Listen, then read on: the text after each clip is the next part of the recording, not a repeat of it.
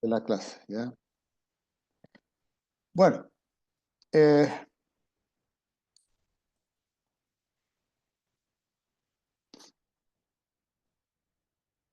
estamos en nuestra clase número 20.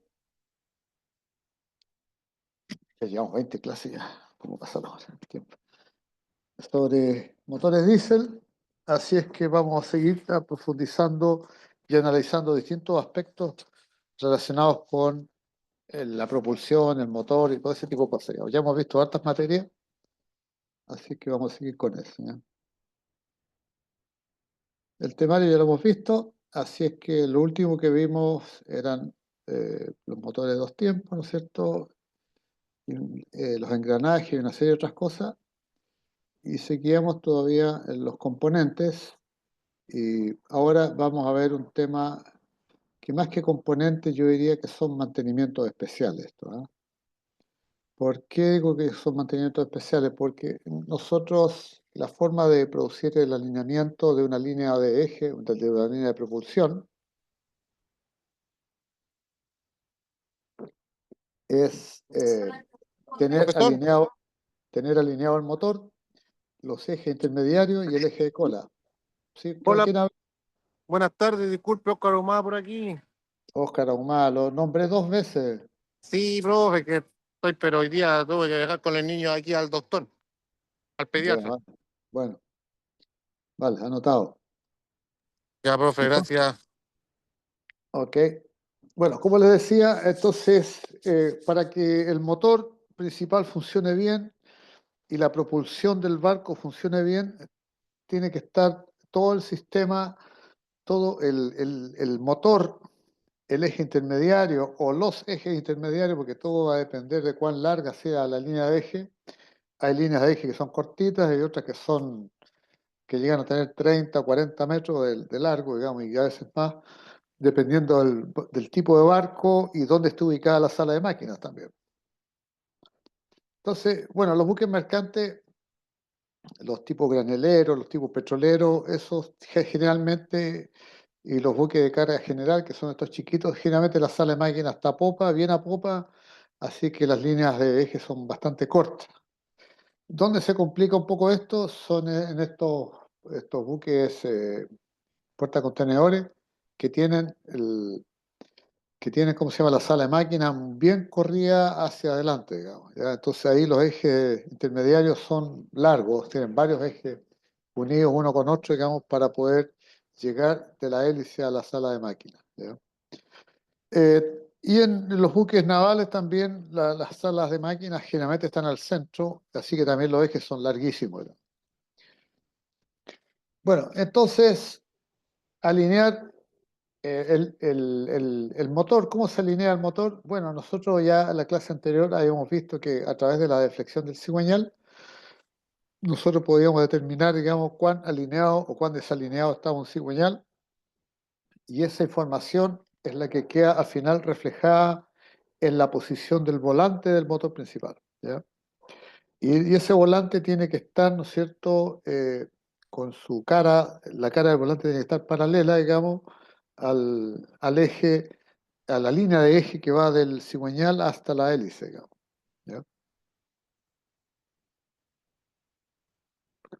Por lo tanto, los ejes intermediarios lo que hacen, se conectan con el motor principal, y después todos los descansos que hayan hasta el eje cola, hasta el codaste, todos esos descansos tienen que estar alineados en la misma Unos línea, digamos, chicos. ¿ya?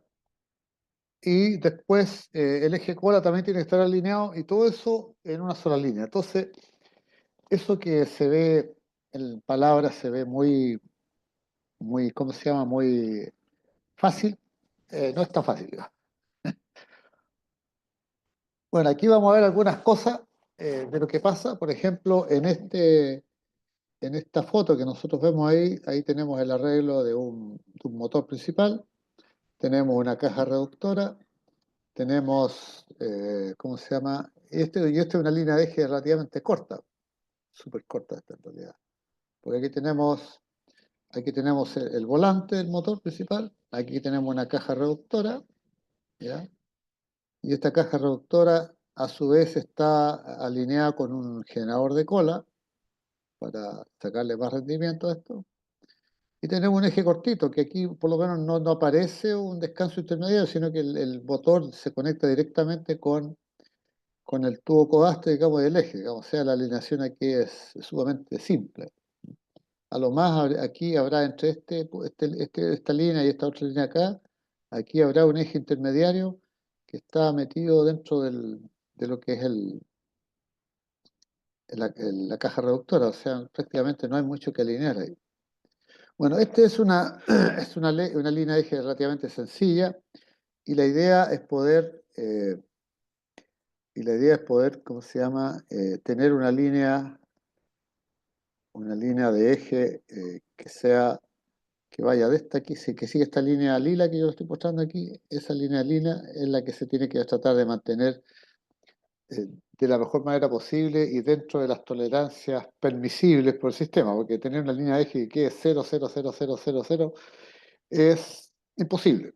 Generalmente hay ciertos márgenes en los cuales puede estar corrida una cosa un poquito acá, un poquito allá, qué sé yo. Y además que también esa alineación va a depender de la temperatura y dónde se haga esa alineación. Si se hace en un dique, entonces esa alineación usted puede alinear toda la línea de eje a las 8 de la mañana, la tiene alineada, a mediodía verifica de nuevo y ya la línea de eje no coincide. ¿Por qué? Porque el barco con el calor del mediodía se dilató, así que toda la estructura del barco se cambió y todo se movió y ya esa línea de eje ya no quedó alineada. Entonces, ¿qué es lo que se hace en los diques? Bueno, lo que se hace es generalmente simular o hacer las mediciones para alinear la línea de eje, hacer las mediciones en un horario en los cuales la temperatura sea lo más parecida a la temperatura del agua de mar. Entonces, y esas temperaturas generalmente se logran o en la tarde, más o menos después de las 6 de la tarde, hasta las 4 o 5 de la mañana, o en la mañana amanecía entre las 4 y las 8 de la mañana también podemos tener temperaturas más o menos parejas. Esos son los horarios en los cuales generalmente la gente del astillero hace este tipo de mediciones por el efecto de la dilatación, porque a esa hora el barco está a una temperatura, el eje está a una temperatura, los instrumentos están a la misma temperatura y, y el barco no está sufriendo dilataciones ni contracciones porque la temperatura es pareja durante muchas horas ya. En la tarde, disculpe, profesor, ¿a qué hora sería en la tarde? Después de las 6 de la tarde, sí, porque después de las 6 o las 8 por ahí más o menos, esa hora ya el barco, la temperatura baja y se enfría todo, ¿ya? Entonces, y ahí parte básicamente en la noche o de amanecida son las mejores horas para hacer esto, ¿ya? Mientras la temperatura está constante. Y además que esa es la temperatura que más se parece a la temperatura del agua de mar también. Bueno, con ese criterio, nosotros podemos hacer una medición de la línea de eje que esté, ¿cómo se llama?, que esté alineada, ¿ya?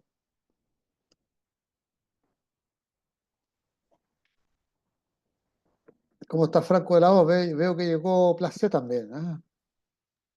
¿Cómo está, profesor? Buenas tardes. Llegué un poquito tarde. Sí, sí, ya me di cuenta ya. Profesor, buenas tardes. Rodrigo Cárdenas por acá, igual, disculpe. Cárdenas también. ¿Alguien más? González, llegó Diego, Natalia. Ya, vale. Presente, profesor. Ah, Natalia, ¿cómo está? Sí, lo que pasa es que estoy haciendo el trabajo aquí. Ya, vale. Anotada.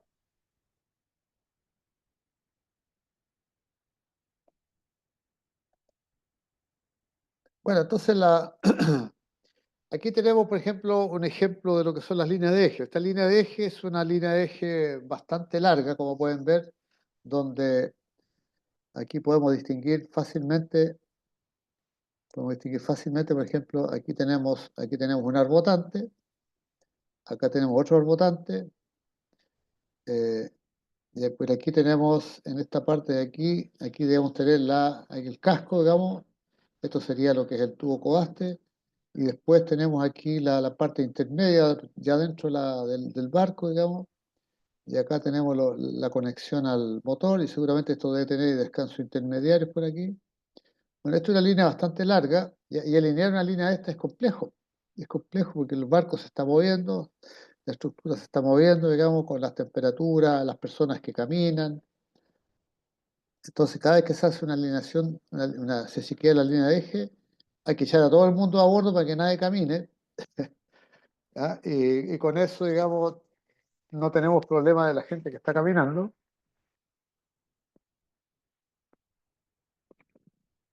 Tampoco el barco tiene que estar recibiendo carga o entregando carga o embarcando cosas, digamos. Hay una serie de restricciones y hacerlo en un rango de temperaturas que sea más o menos parejo, ¿ya? Si se pasa la hora, hay que parar y seguir al día siguiente, porque si no las mediciones no quedan buenas.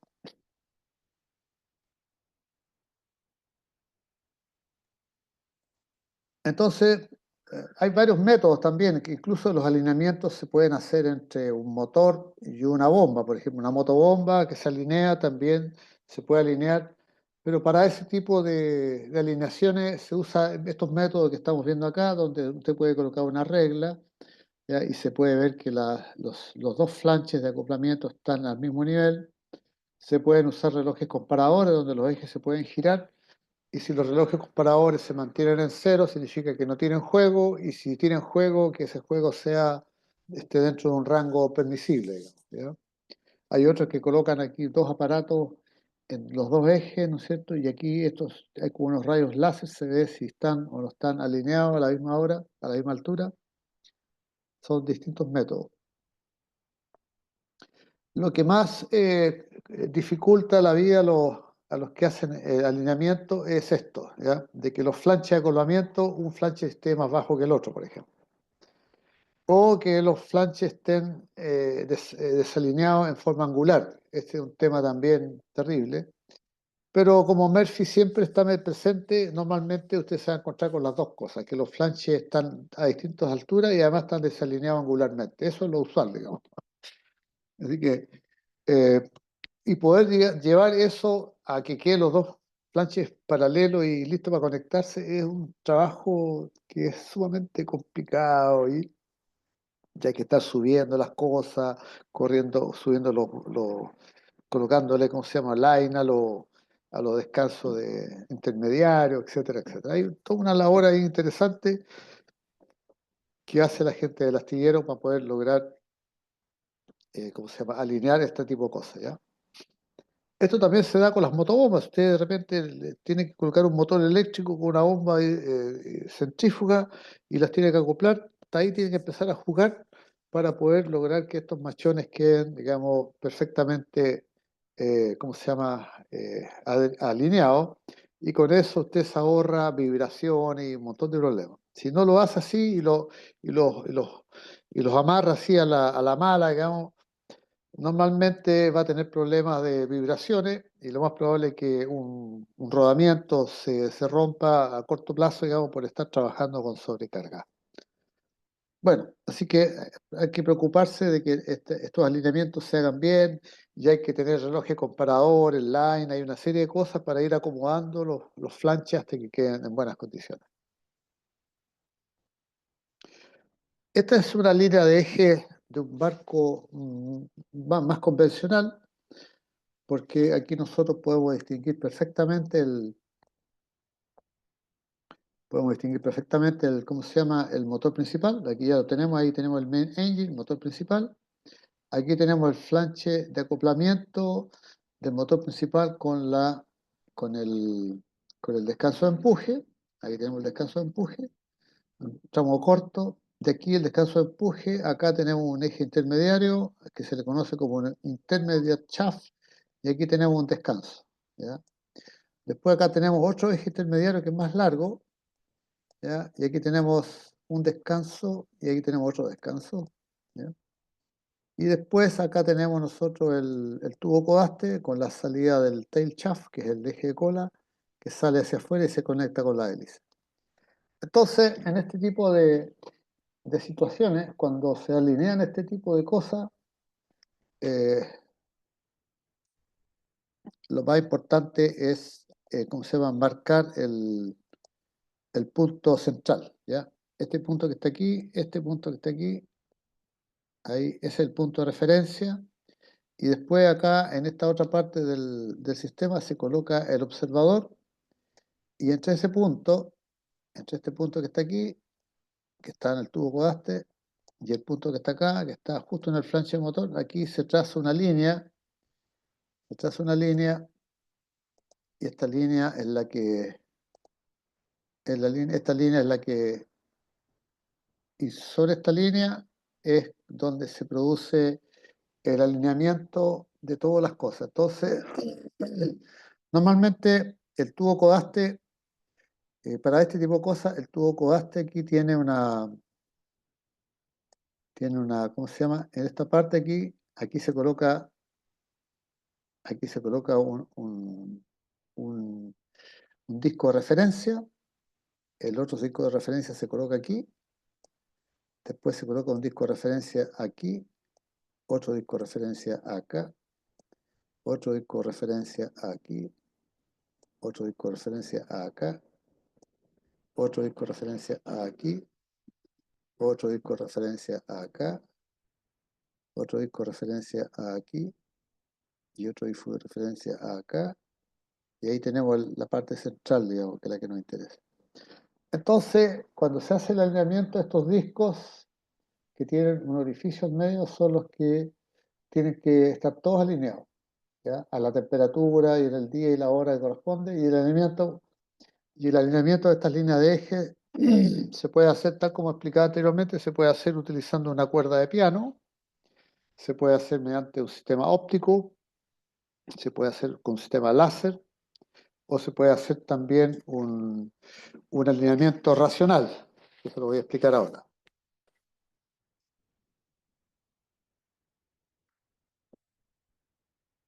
¿Vamos?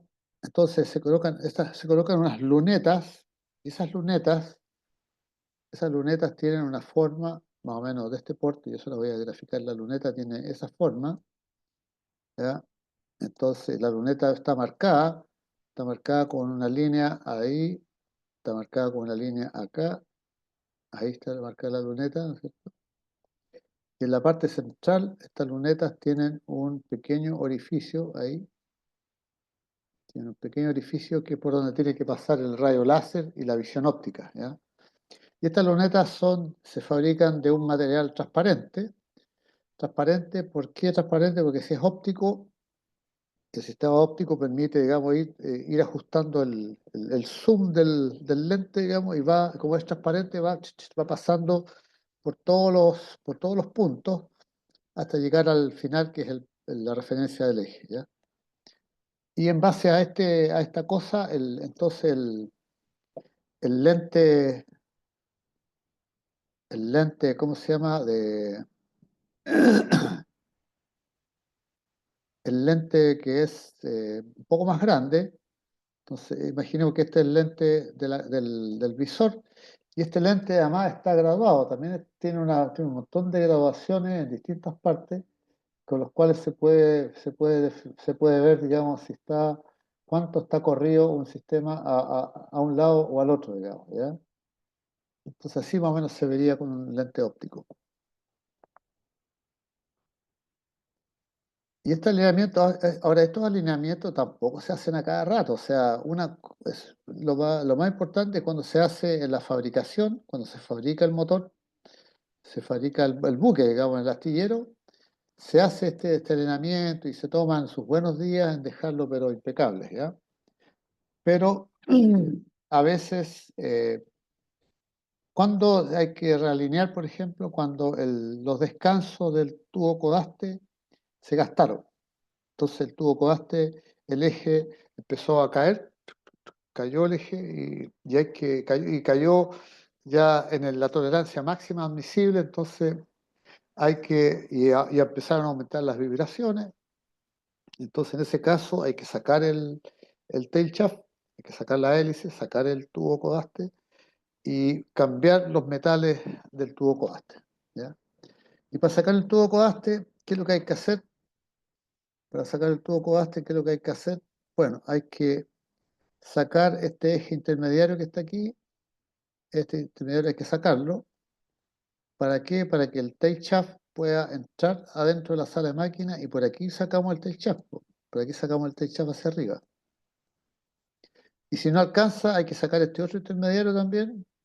Y al sacar estos intermediarios hay que revisar los descansos y cuando se vuelve a instalar todo de nuevo, hay que verificar si quedó bien el alineamiento. Entonces, en esos casos, cuando le cambiamos los metales, los bujes, digamos, al tubo coaste, hay que verificar cómo están los metales del eje, digamos, a ver si están muy gastados. A veces hay que reembocinar esa cuestión. Y después que está todo impecable, hay que volver a alinear de nuevo todo porque como aumentó el diámetro interior de los metros bujes acá, entonces a veces cambia un poco la concentricidad de estas cuestiones. Entonces hay que subir un poquito, bajar un poquito los descansos intermediarios. Y hay que hacer todo el alineamiento de eso. Bueno, eso es más o menos lo que ocurre cuando hay que hacer reparaciones. Pero es como digo, esto no son cosas muy frecuentes, pero que de repente hay que hacerlas, digamos, ya. Hay que estar preparado para eso. Aquí tenemos otra forma de mostrar lo mismo, un poquito más esquemática. Entonces, el motor principal, la idea es que el alineamiento del motor principal se haga por la deflexión del cigüeñal. Cuando usted mide la deflexión del cigüeñal, que es materia ya tratada, entonces usted de ahí puede determinar si el cigüeñal está bien o está mal, digamos. La idea es que esté bien, esté en las mejores condiciones posibles y que las mediciones cigüeñal estén dentro de las tolerancias que indicaba el gráfico. Y después que tenemos el motor ya en impecables condiciones, hay que chequear todo lo que pasa del volante del motor principal hasta la hélice, que también tiene que estar todo alineado, ¿ya? Así que para eso está el tubo codaste con su descanso de popa y de proa, está el descanso intermediario, está el descanso de empuje, digamos, y estas cosas hay que verificar que queden en buenas condiciones, ¿ya? Así que esa es la forma de poder hacer estas cuestiones.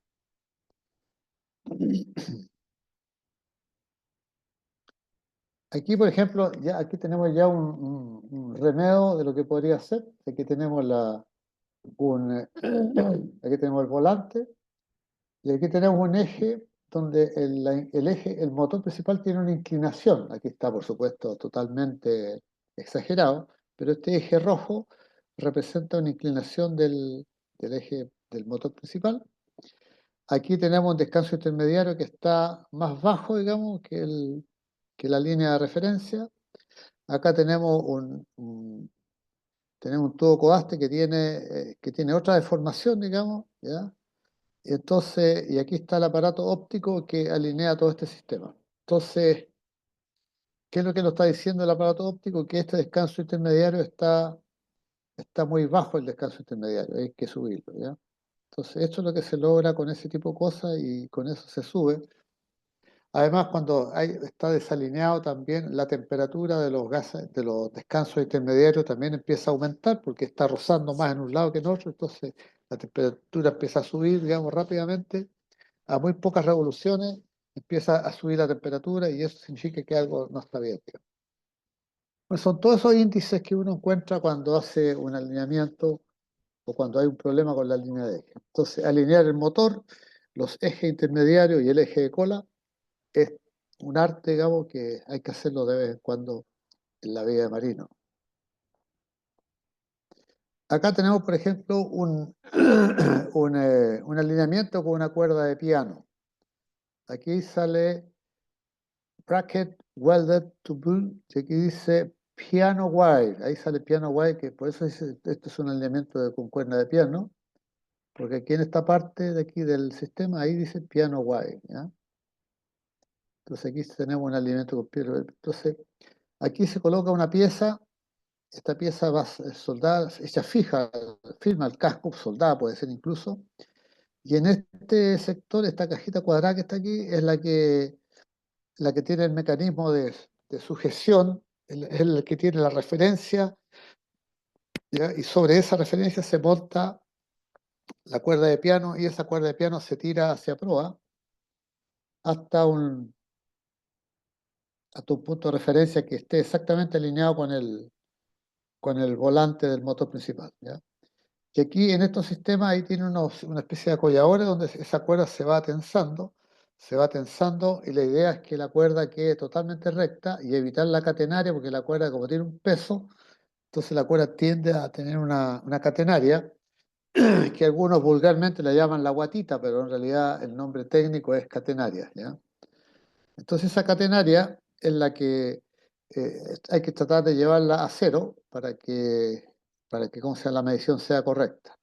Entonces esta cuerda de piano pasa por este descanso, pasa por las dos partes de ese arbotante, estas dos partes del arbotante, pasa por esa parte del tubo codaste, por esta otra que está acá, y hasta que llega a la referencia, ¿ya? Y la idea es que en cada uno de estos puntos, donde tenemos 1, 2, 3, 4, 5, tenemos 6 puntos de referencia, esos 6 puntos de referencia estén todos alineados. Ahora, si el codaste tiene, por ejemplo, un descanso ahí y tiene un descanso acá, entonces hay que colocarle otro punto de referencia aquí y otro punto de referencia acá, ¿ya? ¿Por qué? Porque los tubos te sabe que los tubos son así, ¿ya? Y ese tubo esta parte puede estar más arriba, está más abajo, o está más a babor, está más a estribor, y puede que ese tubo no esté perfectamente alineado, entonces también hay que alinearlo, eso, ¿ya? ¿Y cómo se alinean esos tubos? Generalmente se colocan ese tubo, esa bocina, digamos, queda suelta dentro del tubo codaste y se le colocan unos pernitos, digamos, que lo sujetan, 4 pernos que lo sujetan, y con esos 4 pernos usted va corriendo, va moviendo los dos extremos del cilindro, se los va moviendo en todas direcciones, hacia arriba, hacia abajo, qué sé yo, y con eso usted logra, imagínese un cilindro así, como este, ¿ya? Después le colocamos otro más afuera, digamos, otro más afuera, que sería el tubo exterior.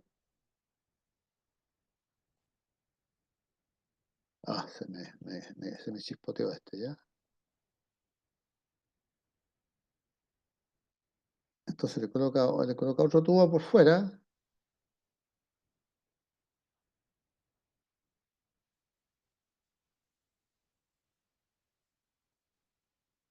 ¿Se pueden correr, no? A ver.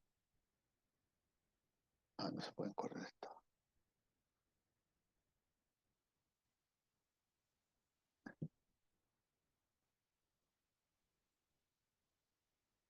Bueno, vamos a tratar de que funcione esto de esta manera.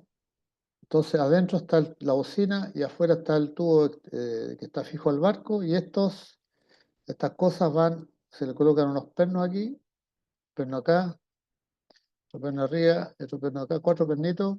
Y esos pernitos son los que permiten acomodar esa pieza en los dos extremos. Entonces se colocan 8 pernos, 4 adelante y 4 atrás, y ahí con los 8 pernos se va jugando hasta que ambos centros quedan totalmente alineados con el sistema.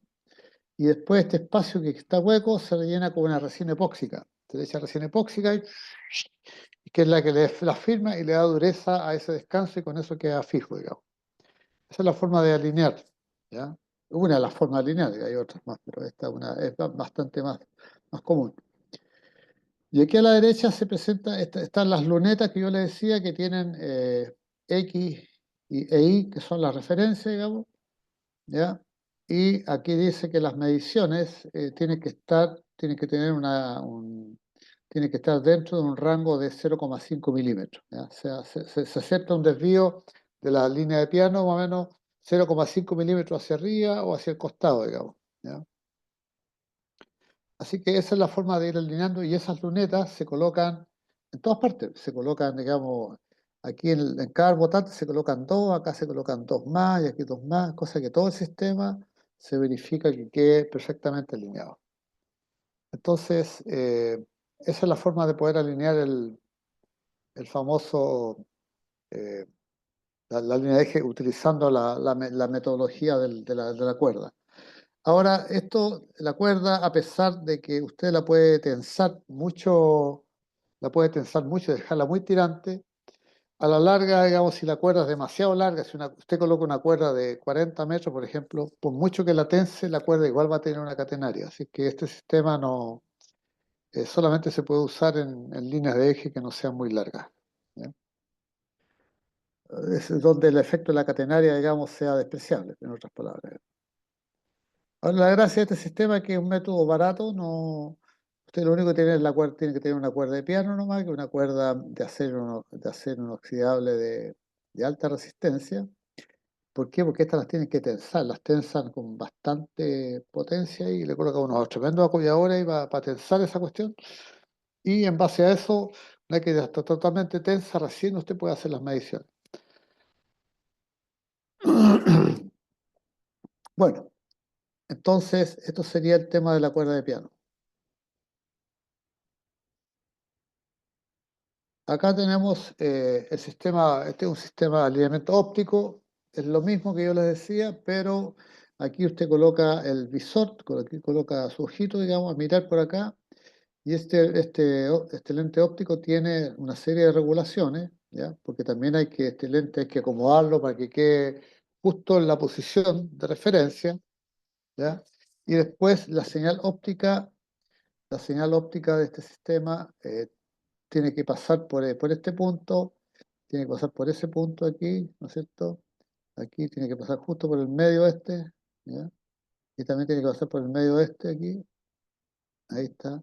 Y para eso se colocan estas lunetas que están ahí. Esas lunetas son las que están marcaditas ahí ¿cómo se llama? Con la señal que usted está mirando, ¿ya? Y ¿Y qué pasa? Y que con el lente óptico, estos lentes ópticos tienen unas grabaciones internas que van diciendo cuánto está desviado a la izquierda o a la derecha, digamos, sin necesidad de meterse adentro de estas cuestiones. Lo importante es poder meterle lunetas a todos los coastes y tubos, qué sé yo, cosa que las lunetas, digamos, a usted le van marcando cómo está el sistema alineado o desalineado, ¿ya? Así que esas lunetas, como decía yo, generalmente por lo menos el astillero que yo los vi, eran lunetas de un material de un acrílico, eran gruesos, tenían como 20 milímetros de espesor, más o menos, y esas se hacían a medida, porque esos dependen del diámetro del tubo coasto, depende del eje, es la luneta el tamaño de la luneta, o sea, mientras más grande el eje, la luneta es más grande, y esa luneta al ser transparente, el sistema óptico permite ir traspasando, ir moviendo el zoom, y usted avanza y retrocede y se recorre toda la línea de eje con el zoomer. Por supuesto que, vuelvo a insistir nuevamente, tiene que estar todo bien iluminado, tiene que hacerse todo a una temperatura estándar y con mucha paciencia, que nadie ande caminando en el barco, porque una persona que pisa arriba o que le suban un estanque de una botella de acetileno, por ejemplo, solamente el movimiento de que tope la botella de acetileno ya ¡pum! le produce alteraciones en la medición. Y la gente que está a bordo tiene que estar 1, 2, 3 momias mientras se hace esto, porque es la única manera de que las mediciones salgan exactas, ¿ya? Así es que esos son los procedimientos que hay que tener. Entonces, a través de este método óptico ahí se van acomodando las lunetas, digamos, y una vez que las lunetas estén centradas, la bocina que está alrededor, si la bocina está fija, y no hay nada que hacer, pero si la bocina está recién instalada, que es nueva, entonces esa bocina hay que empezar a acomodarla en los 8 sectores, digamos, 4 pruebas y 4 bombas, para que la bocina quede centrada, digamos, ¿ya? Así que es un trabajo interesante, tedioso, eso sí, y que tiene que hacerse con mucha paciencia y tomar todas las precauciones del caso para que no tenga que repetir el evento, ¿no? Bueno, aquí tenemos un alineamiento láser. Aquí podemos ver la bocina de el tubo codaste de un motor, de un buque grande, digamos, como puedes ver si entra una minóplis ahí. Ustedes podrán ver de que ese tubo es bastante grande, ¿ya? Y ahí se colocan los sensores donde van los centros, digamos, del rayo láser, ¿ya? Aquí ya no se pueden colocar lunetas, sino que se colocan estos sensores que son los que indican cuál es el centro exacto de esta pieza, digamos, ¿ya? Y estas son piezas magnéticas que se colocan ahí y quedan hechas firmes con la parte ¿cómo se llama?, del sistema este, ¿ya? Y acá tenemos el rayo láser, Aquí en una parte del eje, ¿no es cierto? Se colocó la pieza esta, se centró, se activó el láser y allá al fondo podemos ver el punto rojo donde está llegando el láser con las informaciones, ¿ya? Entonces, y con eso se verifica que este extremo y este otro extremo de acá están ambos alineados, digamos, perfectamente dentro del T-sistema, digamos, ¿ya? Y si al fondo tiene una luz, una desviación, significa que hay una pequeña desviación en alguna parte, digamos, dentro del sistema. Así que esa es la otra forma de hacerlo a través de un rayo láser. También el rayo láser pasa a través de estas lunetas. Claro que ahí le pusieron una luneta triangular, pero en el fondo cumple el mismo objetivo porque con esos 3 puntos esa pieza se ubica en el centro ¿cómo se llama? Del orificio ahí de lo que se va a medir, ¿ya? Entonces, esas son las formas de poder hacer alineamientos con con rayo láser, ¿ya?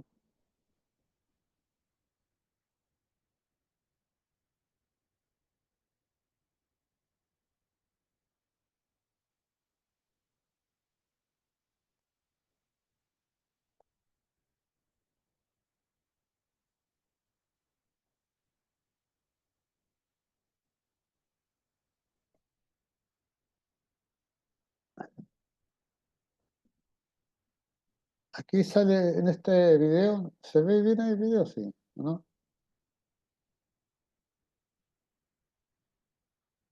Sí, profe.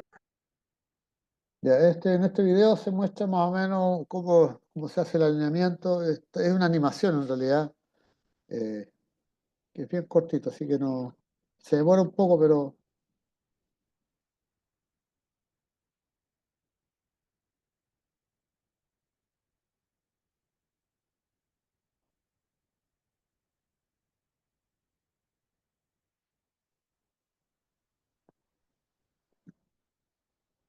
We define the shafting reference line by the two center of two bearing the C side and engine room side. After that, we extend the reference line to the I bracket and B bracket to measure the differences from the bearing centers.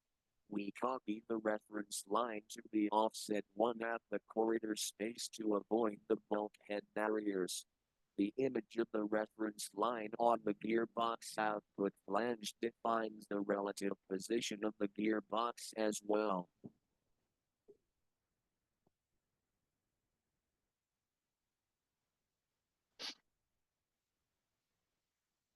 We define the shafting reference line by the two center of two bearing the C side and engine rooms. bueno, aquí lo que están mostrando es, tenemos 2 arbotantes. Esto que está de color lila es el tubo codaste y adentro están los descansos intermediarios que tiene la línea y aquí sacan la línea de referencia para alinear todo este sistema, ¿ya?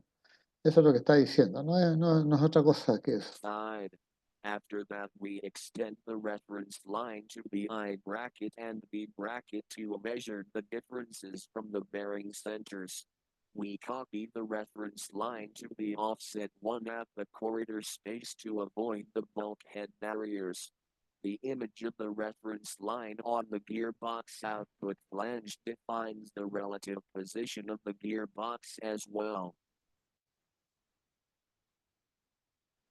Ya, eso era todo, no tenía nada del otro mundo esto.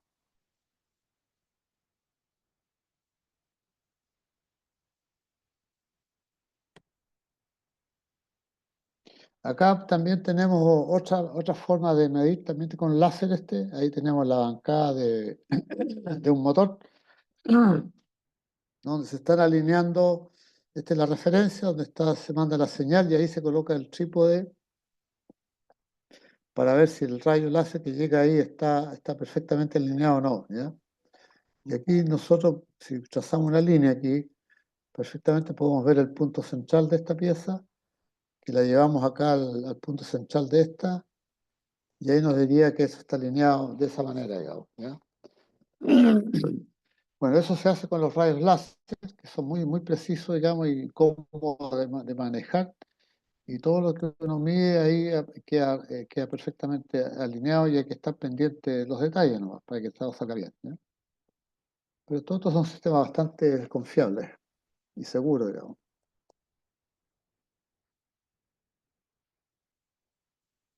Acá en esta figura tenemos una mezcla de cosas. Por ejemplo, aquí tenemos en este sector aquí, ahí tenemos una opción óptica que pasa por ese y sigue para allá, digamos. ¿Ah?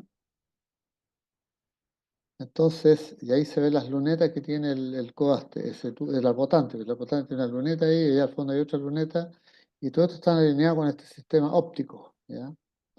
Después está este otro sistema donde yo tengo dos rayos láser aquí y monto las herramientas, las monto en el eje. Entonces los dos ejes están alineados y se alinean con este rayo láser, ¿ya? Para ver que estén en buenas condiciones. Y esto se puede girar también, ¿ya? Y no se cae porque están fijos, digamos.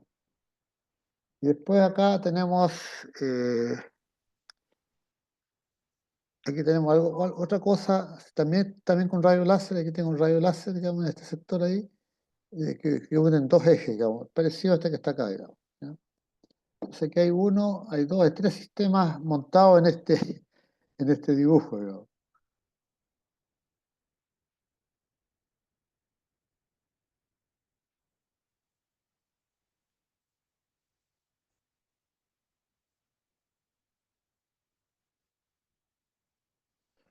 Bueno, después tenemos otro aspecto cuando ya a veces la parte, depende de las circunstancias y la información que haya, y si las líneas de eje son muy largas, se usa lo que se llama el alineamiento racional, ¿ya? Entonces, ¿qué es lo que es el alineamiento racional? Este alineamiento racional considera cómo varían, cómo se deforman los ejes con los diferentes pesos. Entonces, ¿cómo funciona este sistema? Este sistema, cuando eh, este, este sistema funciona de la siguiente forma. Por ejemplo, yo aquí tengo este eje intermediario que está aquí, ¿ya? Y este eje intermediario yo lo apoyo en este descanso intermediario y tengo otro descanso intermediario. Entonces, estas barras, este eje tiene un peso. Solamente la barra del eje tiene un peso, ¿ya? Que podemos decir que este peso va por aquí al medio, ¿ya? Y, y en los extremos yo tengo un flanche. Este flanche me entrega un peso adicional. Y acá yo tengo un flanche que me entrega un peso adicional también, ¿ya? Entonces, y aquí, en este sector, aquí yo tengo la normal, que es la fuerza que está actuando hacia arriba, y acá tengo la otra fuerza normal que está actuando hacia arriba, ¿ya? Entonces,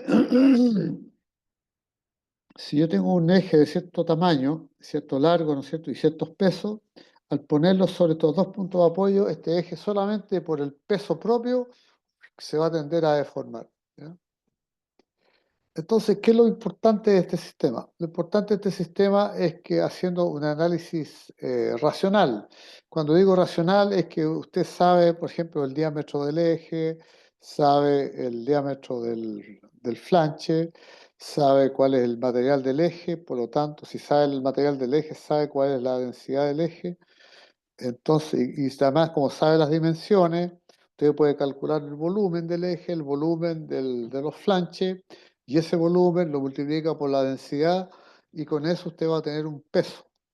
Y como conoce las distancias, sabe en qué distancia está uno, en qué otra distancia está el otro descanso, entonces sabe las distancias y puede calcular ahí los momentos flectores, qué sé yo, y puede calcular en base a eso cuánto se deformaría el eje en cada uno de los extremos, ¿ya? Entonces, y eso lo hace con el eje que yo les marqué, lo puede hacer con el eje de cola, porque en el eje de cola también pasa lo mismo. En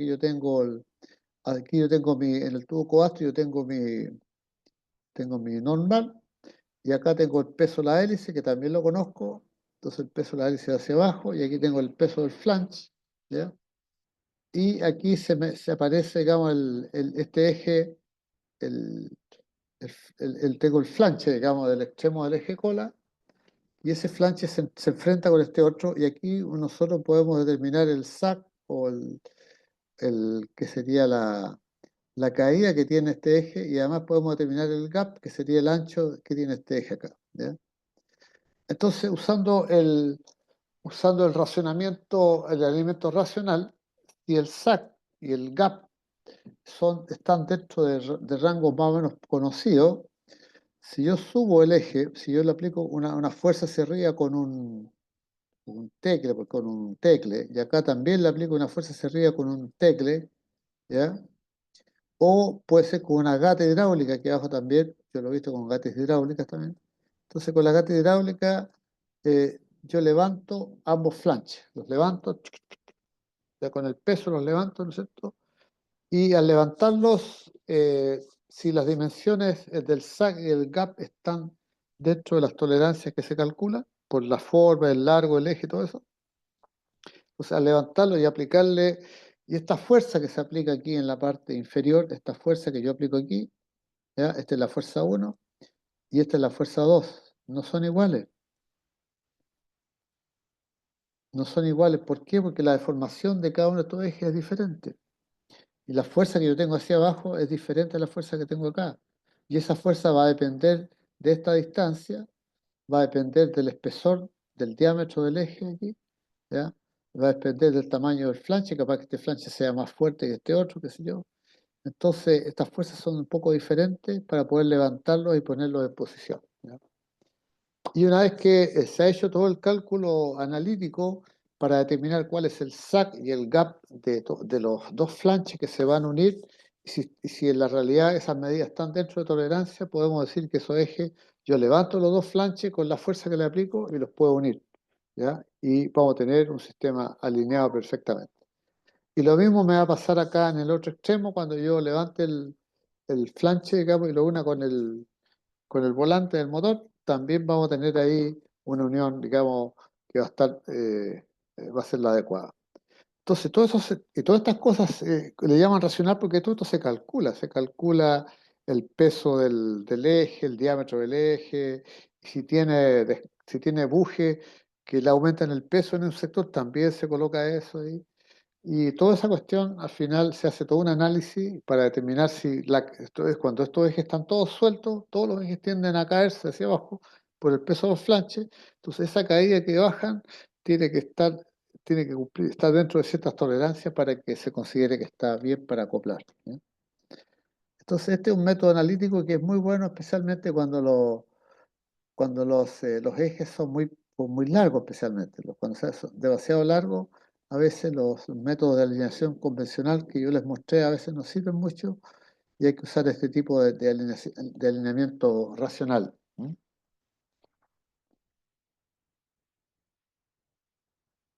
Acá tengo exactamente el mismo concepto, pero ya hecho de una manera un poco más profesional, con más detalle. Entonces, por ejemplo, en la parte de arriba, aquí arriba, yo tengo en la parte de arriba yo tengo aquí arriba, esto que está aquí, hasta acá, hasta la derecha, todo esto es una línea de eje, donde aquí va instalada la hélice, ahí está el cono de la hélice, ¿lo ven? Ahí está el cono de la hélice, toda esta parte que está aquí es lo que está en el tubo codaste, aquí está la unión del eje de cola con el eje intermediario, aquí tengo un descanso, de intermediario, tengo otro descanso intermediario, otro descanso intermediario, otro descanso intermediario, otro descanso intermediario, ¿ya? Y aquí seguramente voy a tener el flanche del motor principal o del descanso de empuje, una de esas dos cosas voy a tener acá. Entonces tengo un eje cola, tengo un eje intermediario que va de aquí a acá, tengo un eje intermediario que va de aquí a acá y tengo otro eje intermediario que va de aquí a aquí. O sea, tengo tres ejes intermediarios, uno corto y dos largos y el eje de cola, ¿ya?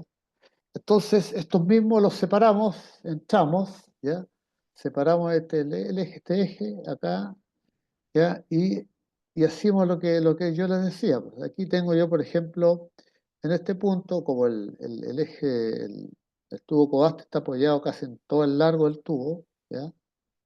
Entonces yo podría separar eso acá en dos, y aquí aparecen dos apoyos para el eje de cola. Esos dos apoyos aparecen ahí. aquí aparecen los 500 kilos, que sería el peso de la hélice, ¿ya? Y aquí aparecen los 142,64 kilogramos, que sería el peso del eje, digamos. El peso del eje completo está desarrollado de esta manera, ¿ya? El peso del eje, y en el extremo, ahí está le agrego los 47,84 kilogramos que son del flanche de acoplamiento. ¿Ya? Entonces, toda esta línea constante representaría el peso de la barra completa, y estos pesos puntuales que aparecen aquí, uno representa el flanche y este otro representa la hélice, ¿ya? Entonces aquí tenemos el flanche, y aquí tenemos el peso de la barra, el flanche, el flanche, el peso de la barra, y ahí tendríamos el flanche y el peso de la barra, ¿ya? Y con eso yo puedo determinar, digamos, de forma analítica cómo son los pesos que tengo toda la distribución de pesos que tengo en la línea de eje, ¿ya? Entonces, y ahí aparecen abajo, imagínate la longitud del eje que tiene 15 metros, o sea, 15.215 milímetros, son 15 metros de largo, un tremendo eje, ¿ya? Y el diámetro del eje es de apenas 152 milímetros, o sea, no es muy grande el eje tampoco. 152 milímetros son 15 centímetros el diámetro del eje, un diámetro relativamente delgado, ¿ya? Entonces, y los flanches están con sus dimensiones ahí, y esos son los flanches ¿cómo se llama?, que están acoplándose unos con otros, ¿ya?, para poder, digamos, tener la línea de eje montada completa, ¿ya? Entonces, y abajo, en los triangulitos, aparecen ahí los valores de la fuerza equivalente, ¿ya? Así que son las fuerzas que está ejerciendo los lugares donde se está apoyando el eje hacia arriba, digamos, en sentido contrario. Bueno, esta es una forma de distribuir la fuerza en un sistema de líneas de eje para poder hacer el famoso análisis racional, digamos, que nos va a permitir determinar cuántos son los gaps que debe tener para poder producir el acoplamiento, ¿ya? Esta es una forma de verlo. Voy a borrar esto porque si no los colores se me dan para la otra transparencia.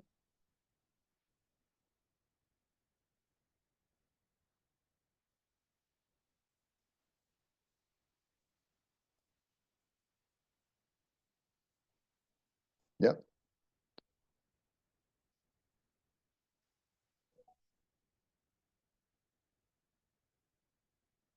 Bueno, ahora esto mismo que acabamos de hacer ahí con eso, se puede hacer de esta otra manera también, que es someter los ejes a un análisis de elementos finitos.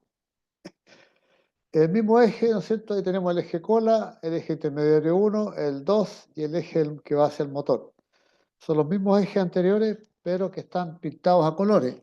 Pero este pintado a color es un pintado que obedece a una cierta forma de análisis, ¿ya?, en la cual están todos los pesos propios del eje, están acoplados ahí, y si usted mira aquí abajo hay una barra de colores, que donde está el color más azul, indica 0 deformación, y acá en el rojo tenemos una deformación de 0,002136, digamos, ¿ya? O sea, el rango de deformación que tiene el eje es pequeñísimo, pero con los cálculos de elementos finitos se puede hacer una simulación exacta y con mucho detalle de cómo el eje se deforma, considerando los pesos propios que tiene el eje, más los apoyos del eje, más el peso de la hélice y el peso de los flanches de conexión, ¿ya? Entonces, ¿dónde se producen las mayores deformaciones? Es en el eje intermediario. El eje intermediario 1, por ejemplo, tiene una deformación que es amarilla en ambos extremos, y estamos hablando de una deformación que va de 0,018 a 0,0014, más o menos, ¿ya? Entonces, esa es la deformación que tiene ese eje, ¿ya? Este otro eje, el intermediario 2, tiene una deformación mayor porque es roja, digamos. O está muy cerca del rojo, así que tenemos una deformación del 0,0018, ¿ya? Lo que significa que es mucho más, digamos. Y el eje del motor, el intermediario que va pegado al motor, que es un eje más corto, ese prácticamente no tiene deformación, según este análisis. Así que esto es una forma también de ir viendo cuánto se deforman los ejes en función de los pesos propios del eje, ¿ya? Aquí no hay ninguna cosa externa, sino que dependiendo de los pesos propios del eje, ¿ya? Así es que esa es la manera de poder determinar también el alineamiento, digamos, o cómo está el sistema de eje considerando todos estos pesos, digamos. ¿Se entiende, no, lo que estoy explicando o está muy complicado? Sí, profe, se entiende. Es materia que habíamos pasado igual. Ya, vale. Bueno, entonces,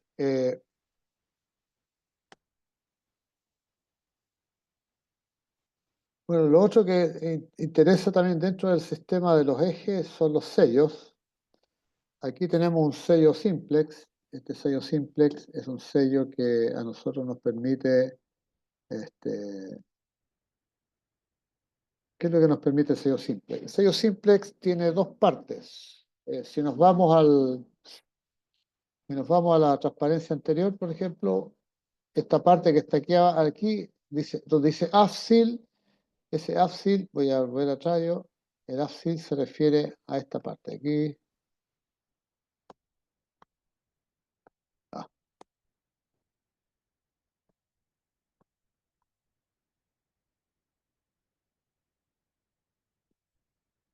Cuando yo hablo de un AFSIL, me estoy refiriendo a esta parte del sistema, ¿ya? Me estoy refiriendo, el AFSIL se refiere a esta parte de aquí, a esta zona, y cuando hablo del forward seal me estoy refiriendo a esta otra parte de acá. Entonces se colocan dos sellos, uno a proa y uno a popa, y esos sellos lo que tienen que hacer es, esos sellos es evitar de que el agua entre,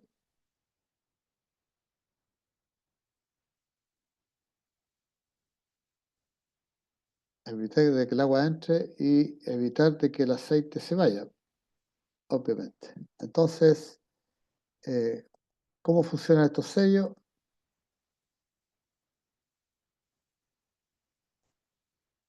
Estos sellos funcionan con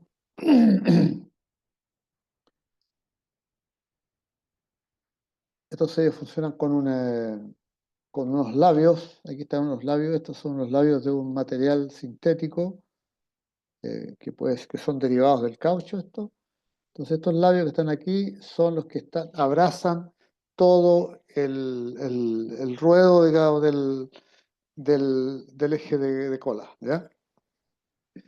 Entonces el eje de cola es este es el eje de cola, este que está aquí es el eje de cola, y esto es una pieza de un material duro de desgaste, donde trabajan los ejes, digamos.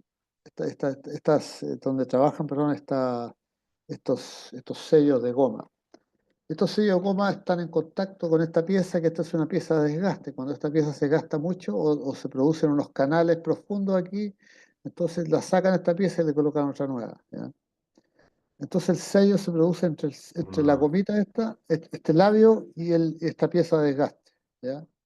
Que en inglés le llaman el liner. Este liner que está aquí trabajan estos dos sellos, y con esos sellos evitamos de que el agua de mar que está aquí, el agua de mar se meta para adentro. Entonces el agua de mar no llega a traspasar estos dos sellos, ¿ya?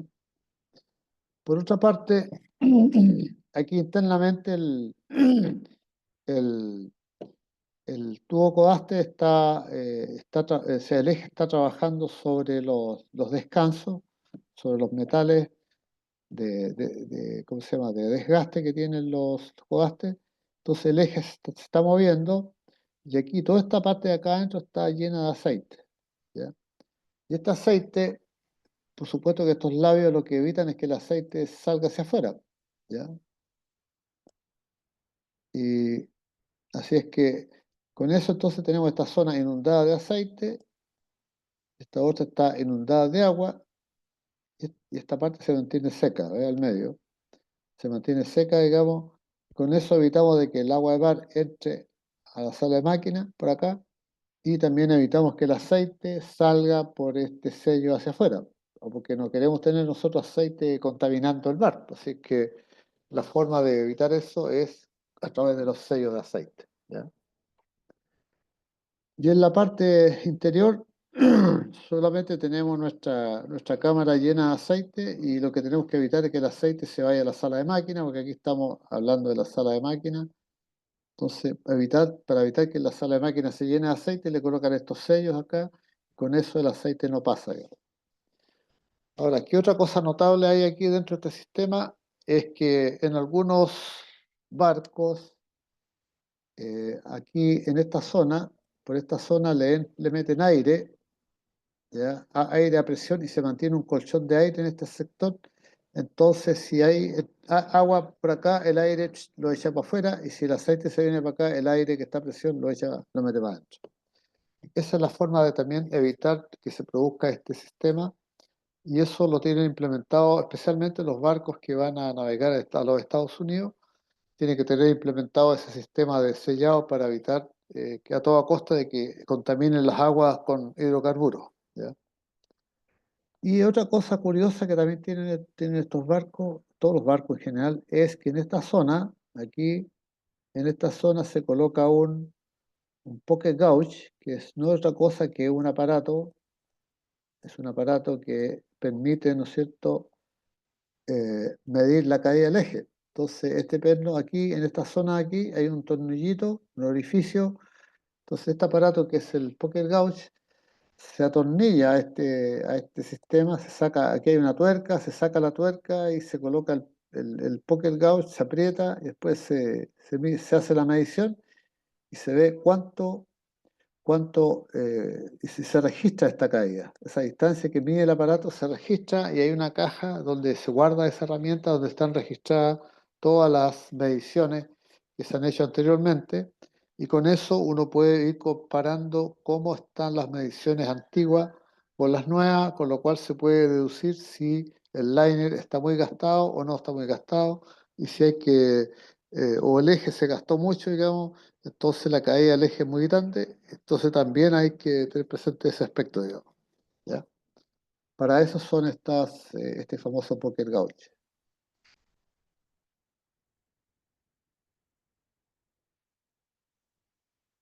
¿Alguno de ustedes ha visto el pocket gauge de eso, no? No, profesor, nunca.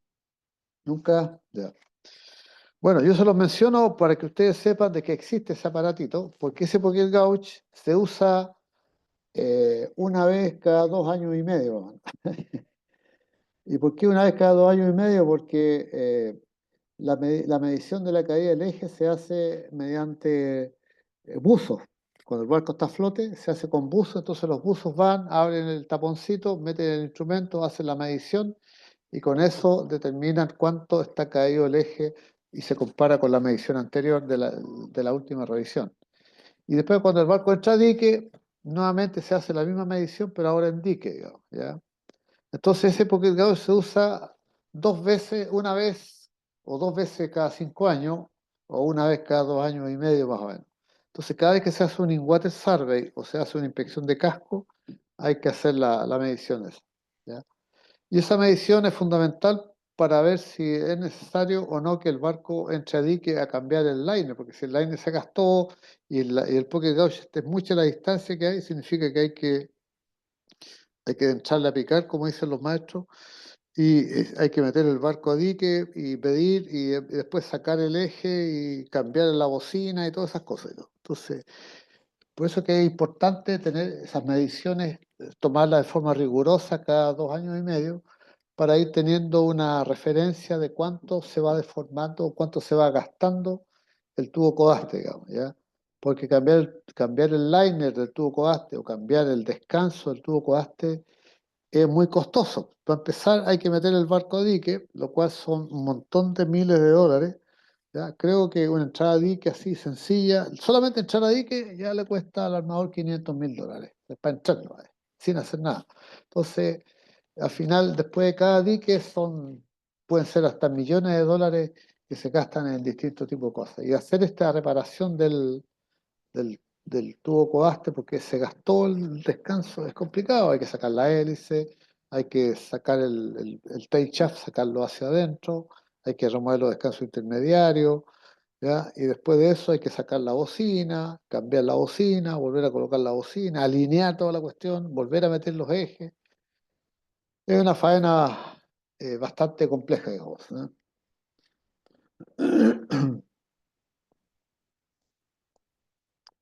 Aquí tenemos lo mismo, está lo mismo, pero de una manera más esquemática. Y en esta manera, en este dibujo más esquemático, se muestra, digamos, lo mismo que yo les mostraba. Aquí aparece, por ejemplo, aparecen los dos labios. Estos que están aquí son los dos labios del sistema de agua salada. Aquí están los dos labios del sistema de agua dulce. Aquí están los dos labios del sistema de aceite. Pero no agua dulce, sino que de aceite, para evitar que el aceite que está aquí se vaya para afuera, ¿ya? Y, y con esta línea azul, aquí nosotros tenemos un air source, que es una línea de aire. Esa línea de aire entra a este aparato que está aquí, y a través de esta línea celeste, el aire se mete y alimenta esta camarita que está aquí. Con esa cámara evitamos que entre el agua salada y también evitamos que el aceite lubricante se vaya para afuera, ¿ya? Entonces, para eso es. Y aquí aparece, por supuesto, el estanque y una serie de otras cosas que se utilizan en este sistema. Y aparece también la línea de desahogo que está en cubiertas principales. Así es que así opera el sistema, ¿ya?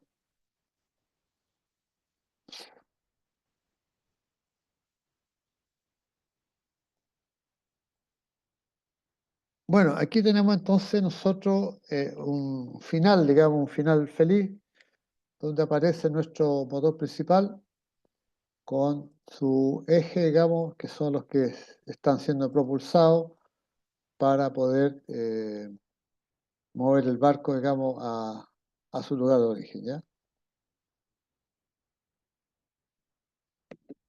Y aquí podemos ver el ingenio este del motor principal de dos tiempos, que se mueve con sus crucetas y su cigüeñal ahí, van moviendo el eje para que se produzca la combustión, ¿no es cierto? Y podamos impulsar, digamos, la hélice a través de los arbotantes y todo ese tipo de cosas, digamos. ¿Preguntas sobre lo que hemos visto?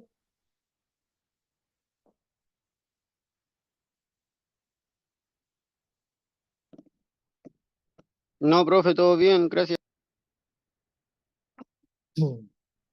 Bueno, a ver, ¿tengo algo más preparado? Poner una No, consultita. dígame.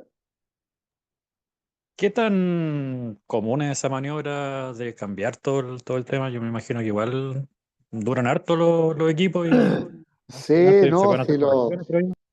todas estas cosas, bueno, todo depende, por ejemplo, los metales de desgaste que tiene el tubo codaste, esos metales son sumamente duraderos y además que si ustedes tienen una buena lubricación dentro de ese sistema y el aceite lo mantiene bien y los sellos están bien, entonces esos duran harto, porque además no se olvide que los ejes de los motores no giran a más allá de 150 revoluciones, entonces por movimiento no es tanto, digamos. El desgaste que se puede producir es porque puede fallar la cuña de aceite, o porque el aceite no es el adecuado, o porque el eje, o si el eje es muy pesado, bueno, eso no es problema porque al hacer el eje más pesado, porque es muy grande, entonces los descansos también son más grandes, digamos, ¿ya? Entonces se distribuye todo eso se calcula bien.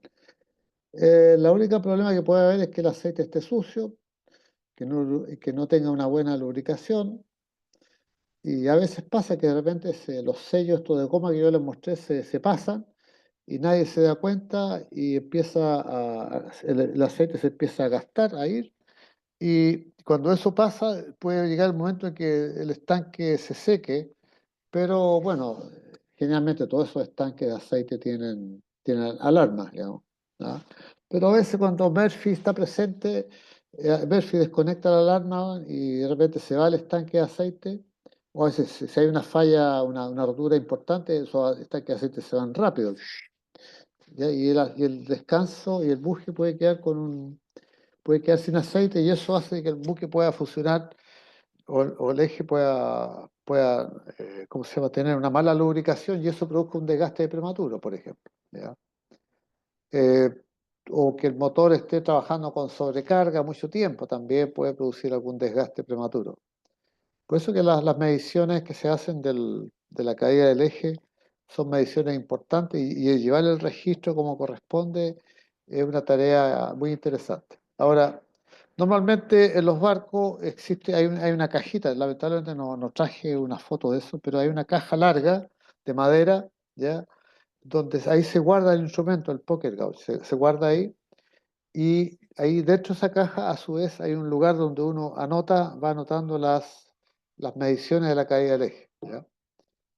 Ahora, ¿qué pasa en los barcos? Como la rotación de tripulaciones es más o menos frecuente, cada 4 meses, por ejemplo, están cambiando de jefe de máquina, cada 6 meses están cambiando los otros oficiales, ¿no es cierto? Cada 9 meses a veces cambian a los tripulantes. Entonces, cuando se toma una medición que le tocó al jefe de máquina número 1, por ejemplo, ¿ya? Y cuando viene la otra medición, estamos en el jefe de máquina número 5, incluso hasta puede que en ese proceso el barco lo hayan vendido, haya otra compañía, haya otro jefe de máquina de otra nacionalidad y ese jefe de máquina no tengo idea de lo que hizo el otro, ¿ya? Entonces, a veces, y cuando uno llega a bordo, a mí me pasó como inspector de clase, que de repente le decía, ya jefe de máquina, a ver, muéstreme el poker gauge. What? A veces no siquiera sabía que existía esa cuestión. Entonces yo tenía que hacerle toda una explicación, explicarle, qué sé yo, que eso podía estar guardado en tal parte. Y ahí ellos empezaban a buscar, hasta que al final, como a la hora, aquí está, y llegaban con la cuestión. Claro. No sabía, porque como se ocupa tan poco, entonces no saben, a veces no saben ni siquiera que existe esa cuestión, ¿ya? Entonces, la primera vez que lo encuentran, ya entienden el problema, qué sé yo. Y además los barcos están equipados con un manual, que es un manual, eso se lo voy a mostrar yo para que lo vean. El manual se llama el manual de Water Survey. Voy a dejar de compartir esto y lo voy a mostrar. Por el otro día encontré el manual en Water Survey, ¿ya? Entonces, y en ese manual de Water Survey sale este famoso poker gauge.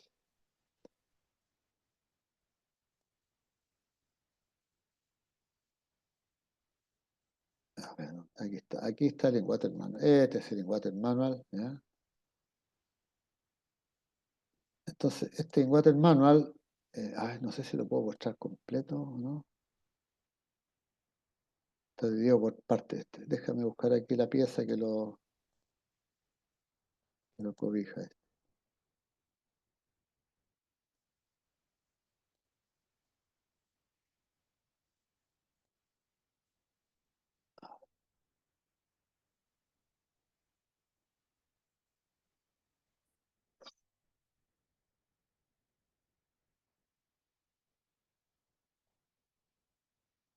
Ya sé lo que voy a hacer. Voy a hacer lo siguiente.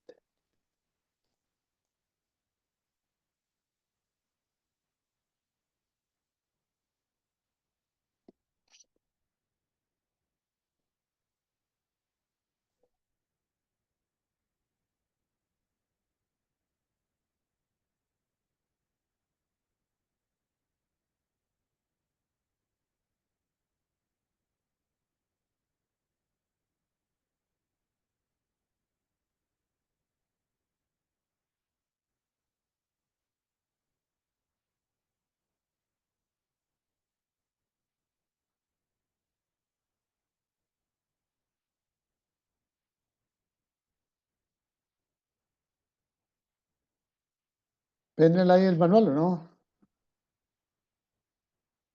Sí, profe. Ya, bueno, entonces este es un manual, está desordenado, eso sí, pero este es el manual del Water Survey. de un barco que yo inspeccioné años atrás. Entonces, en este manual, ahí está. Se ve que avanza, ¿no? Entonces, en este manual salen todas las instrucciones para hacer una inspección bajo agua. ¿Ya? No voy a entrar en los detalles, pero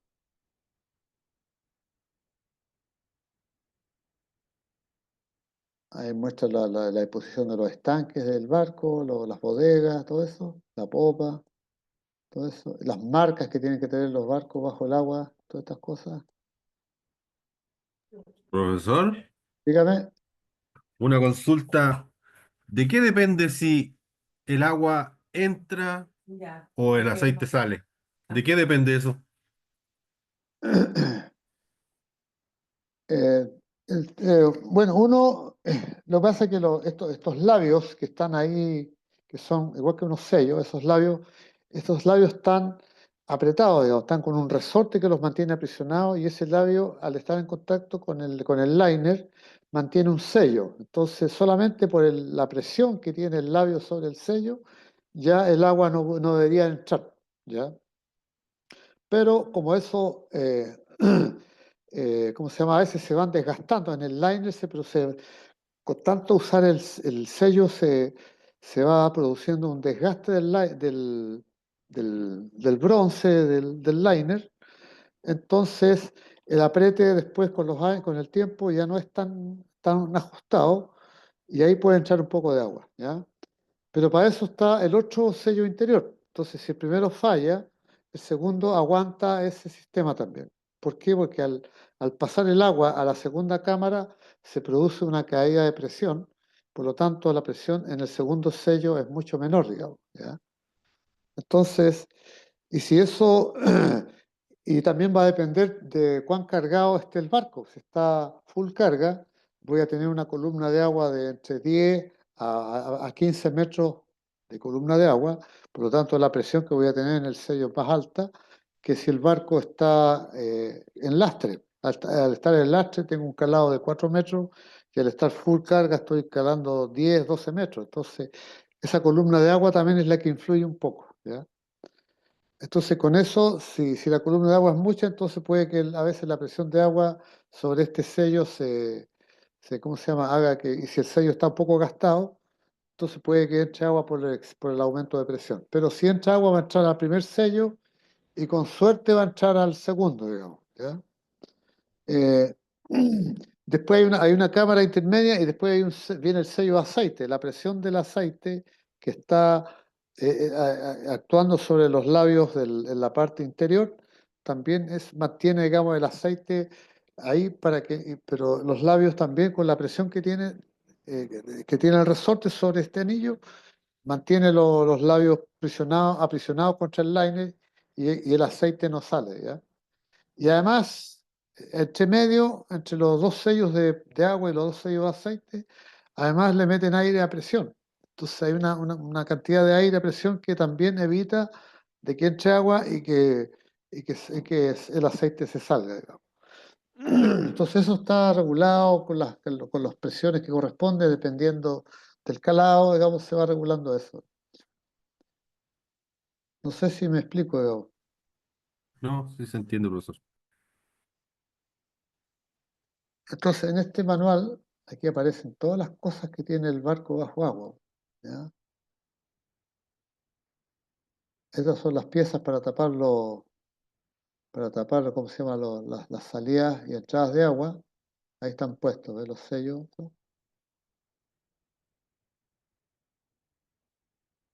Ahí están las rejillas de las cajas de mar, las protecciones catódicas internas esas.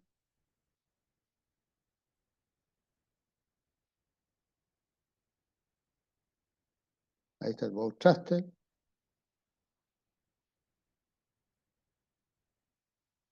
Aquí está la pieza que yo le decía, ¿ves? Entonces, en esta parte que está aquí, ¿ves? Este sello que tiene este barco tiene un sello, tiene tres sellos nomás, no tiene cuatro como el otro, ¿no? Entonces aquí está el agua de mar, No sé, entonces explico aquí. Aquí tengo yo el agua de mar.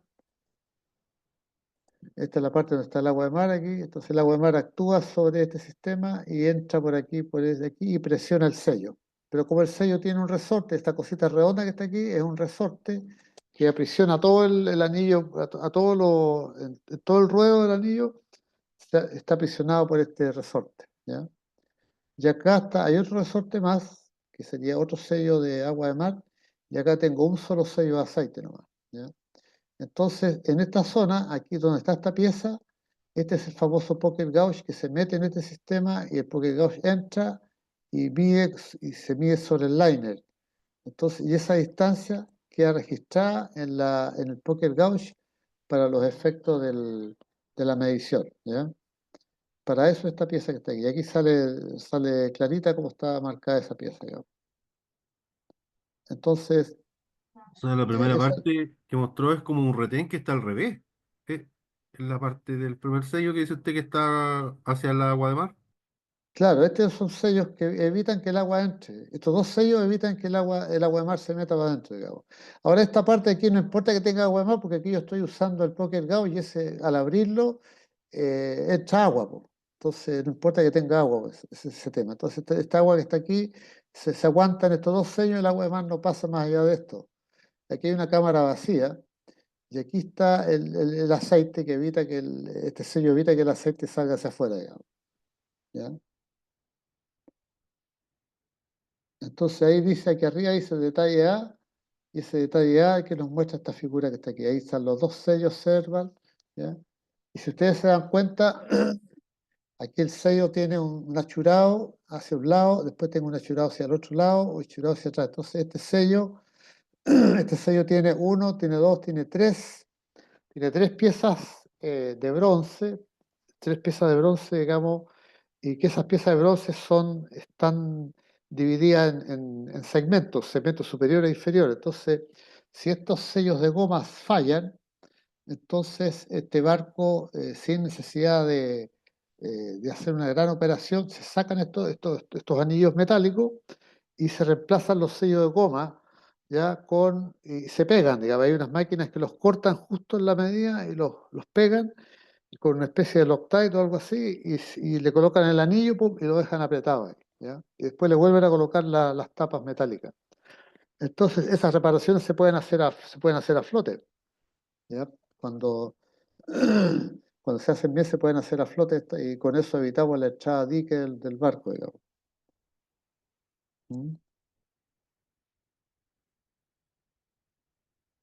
Aquí está, por ejemplo, aquí se ve, ahí está el poker gauge, ¿ve? En esa parte, ahí se ve el poker gauge metido en el sistema. ¿Ya? Aquí está el anillo que está más a prueba. ¿Ya? Aquí a la izquierda, eso que se ve dorado es la hélice. Y esto que está aquí de color raro es un ano de sacrificio, creo que hay ahí. ¿Ya? Y aquí en la parte de abajo, aquí se ve el orificio donde se destapa ese perno, se saca y ahí se coloca el poker gauge para hacer la medición. Y este es el guardacabo que protege, digamos, esta zona de que no se metan las hélices, cosas así. La lata es cuando van a dique a veces y, y sacan el guardacabo y lo vuelven a montar, a veces los del astillero que no saben mucho de estas cuestiones, dejan este orificio desfasado, entonces cuando se mete el buzo a hacer la medición, el hoyo desfasado no permite meter la herramienta, digamos, ha pasado también. Entonces, en ese caso, digamos, eh, hay que agrandar el hoyo o hacer alguna otra figura, digamos. Ahí está nuevamente el pocket gauge, ¿ve? Ahí se ve el pocket gauge en posición, instalado, digamos, la herramienta. Y realmente es un profundímetro que está calibrado para para este buque, digamos. ¿Ya? Y ahí entonces una vez que usted lo mete, la aguja queda suelta y después que está en posición, la aprieta y después suelta y después en cubierta uno puede medir cuánto fue lo que está caído el eje, ¿ya?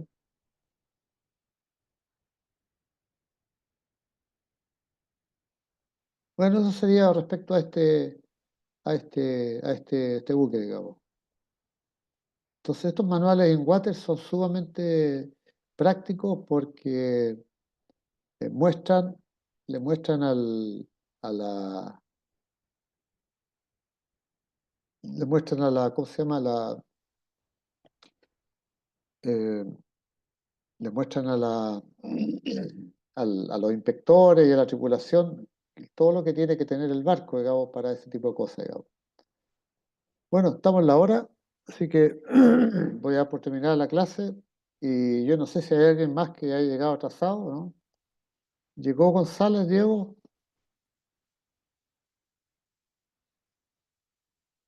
No ha llegado, parece. Ya, bueno, sería la única persona, ¿no? Bueno, eso sería por mi parte. No sé si tienen alguna otra duda. Consulta. Profesor, la revisión de la prueba. A ver, este ramo es motores diésel. Esta prueba ya la corregía, pero está puesta la nota. ¿La vieron ustedes en el SCAF? Ahí tienen su nota. Sí, pero podría mandar la corrección de las preguntas. Sí, tengo que mandársela. Ya, yo se las mando. Sí, voy a buscar ahí y se las voy a mandar. Gracias. Vale. Bueno, eso sería entonces por mi parte. Y mándame de todas maneras el requerimiento ahí por el correo, porque a mí tengo muchas cosas en la cabeza y de aquí voy a cerrar y se me va a olvidar. No, mándame un correíto y yo les contesto todos, ¿ya? Ya, ok. Ya, voy a detener la grabación.